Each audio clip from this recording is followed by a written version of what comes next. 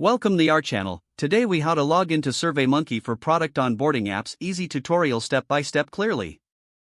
To begin, open your preferred web browser. In the address bar, type in www.surveymonkey.com. Press the Enter key to navigate to the SurveyMonkey homepage. Once the page loads, locate the Login option in the upper right corner. Click on the Login button. You will be directed to the login page. Here, you'll see two fields for your credentials. In the first field, enter your email address.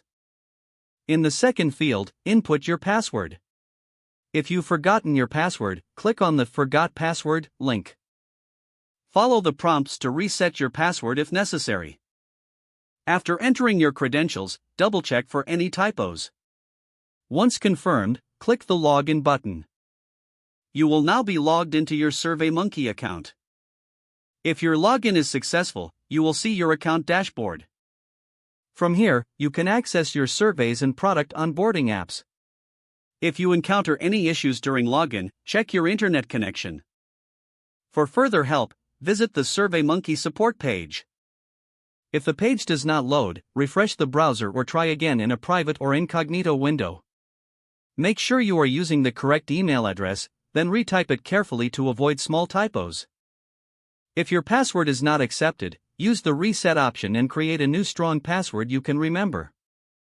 Check your spam folder for verification or security emails, then complete any requested confirmation steps. Enable two-factor authentication if available to improve account security and reduce unauthorized access risk. After signing in, review your profile details so your contact information and settings are accurate and current. If you see an error message, note it down and try again after restarting your device and internet connection. Log out when you finish, especially on shared devices, to keep your account and payment information secure.